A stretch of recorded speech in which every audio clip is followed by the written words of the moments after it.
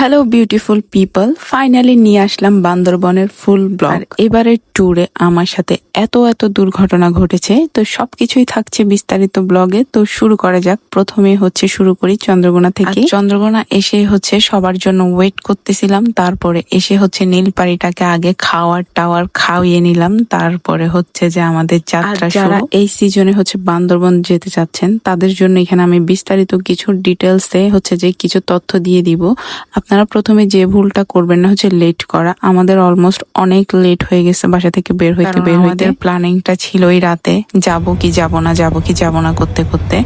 যাই হোক, তারপরে ফেরিঘাটে ওয়েট করতে করতে, আর ফেরিঘাটের অবস্থা তো চন্দ্রকোনা মানুষ জানে, ওই পারে থাকলে ফেরি আসতে এতটাই লেট হয়। এখানে প্রায় অনেক সময় চলে গেছে। এরপর আরেকজনের জন্য ওয়েট করতে করতে আরো 1 ঘন্টা চলে গেছে। আমাদের মোটমাট অলমোস্ট 12টা বেজে গেছে, যেখানে আমাদের যাওয়ার কথা ছিল সকাল 6টায়। সেখানে আমাদের সব মিলিয়ে রওনা দিতে দিতে বেজে গেছে 12টা। আর তার মধ্যে বিভিন্ন জায়গায় চেকপোস্ট আসতে, এখানে সবগুলো ফর্ম ফিল আপ করতে হয়, চেকিং সবকিছু মিলিয়ে এতটাই টাইম চলে গেছে যে আমাদের ট্যুরটা ছিল জাস্ট 2 দিনের জন্য। একদিনে যে স্পট গুলো দেখার কথা ছিল আমরা সবগুলো ভিজিট করতে পারি নাই, বিকজ আমাদের নিজের কারণে। এর মধ্যে তো আরো প্রবলেম আছে। আপনারা অলরেডি আমার অনেকগুলো রিলস ভিডিও দেখে নিয়েছেন, আর রিলস এর মধ্যে টুকিটাকি আপনারা জানেন তো কোথায় কোথায় গিয়েছি। তারপরও আমি বিস্তারিত আপনাদের জন্য শেয়ার করতেছি। আপনারা যারা এই সিজনে যাবেন আপনারা সবাই যে একটু সময় নিয়ে বের হবেন, একটু সকাল সকাল বের হওয়ার ট্রাই করবেন যেন প্রত্যেকটা জায়গায় ভিজিট করতে পারেন।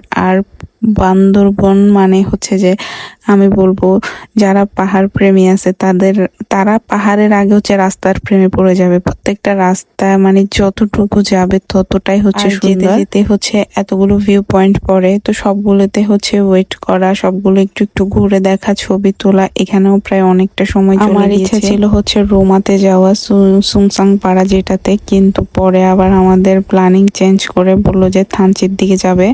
তো কিছু করার নাই, নেক্সট টাইম হয়তো সুংসাং পাড়া ইনশাল্লাহ যাব। তারপরে এটা যে টাইটানিক পয়েন্ট। তো এই জায়গাগুলো আসলে আমি সবসময় সবার ভিডিওতে ছবিতে দেখে আসছি, আমার ফার্স্ট টাইমই দেখা। তো সব মিলিয়ে আসলে সুন্দর। প্রচুর রোদ ছিল তখন, কিন্তু রোদ এক পাশে আকাশটা যে রোদ, আরেক পাশে যে ওয়েদার মনে হচ্ছে এখনই বৃষ্টি পড়বে। এরপর আমরা কয়েকটা ভিউ পয়েন্টে দাঁড়ানোর পর নীলগিরিতে আসি। তার আগে কিন্তু আমার কানে জিনিসটা ছিল, কিন্তু নীলগিরিতে আসার পর আমি খেয়াল করিনি, ছিল না জানি না। এখানে দাঁড়িয়ে আমরা টুকটাক খাওয়া দাওয়া খাইলাম। তারপরে দেখতেছি যে ওয়েদার খুব খারাপ হয়ে যাচ্ছে। নীলগিরিতে কিছুক্ষণ ঘোরাফেরার পরে আমরা যে রওনা দিয়ে দিই। আর রাস্তায় যে এত বৃষ্টি, আমার মনে হয় বৃষ্টিটাই আমাদের টুকটাকে বেশি স্পেশাল করে দিছে। দাঁড়ানোর মতো ওখানে একটাই জায়গা ছিল যেখানে থানচি লেখা। তো এই চেকপোস্টটাতে দাঁড়ানোর পর মাই গড, এত সুন্দর ওয়েদার, মাশাল্লাহ।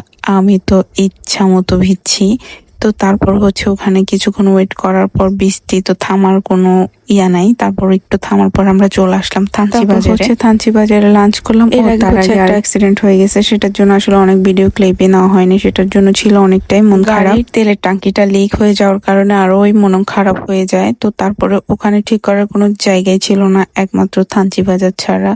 তারপর থানচি বাজারে গাড়ি ঠিক করতে দিয়ে লাঞ্চ করতে বসে যাই। এখানে খাওয়া দাওয়া করতে করতে আমাদের অলমোস্ট 4টা বেজে গেছে। এরপর টমাটঙ্গিতে যাওয়ার কথা, কিন্তু 6টার পর এদিকেও যাওয়া যাবে না, ওইদিকেও যাওয়া যাবে না। যারা রেগুলার বান্দরবনে যে ট্যুরে আসে তারা জানে সন্ধ্যা 6টার পর আপনি চাইলে এপারেও যেতে পারবেন। আবার আমাদের প্ল্যান চেঞ্জ করি। তো ফার্স্ট ডে কি করলাম, এরপরে নেক্সট ভিডিওতে যে বাকিগুলো শেয়ার করব। সো টাটা, আল্লাহ হাফেজ। সবাই নেক্সট ভিডিও দেখার জন্য পেজে ফলো দিয়ে রাখেন।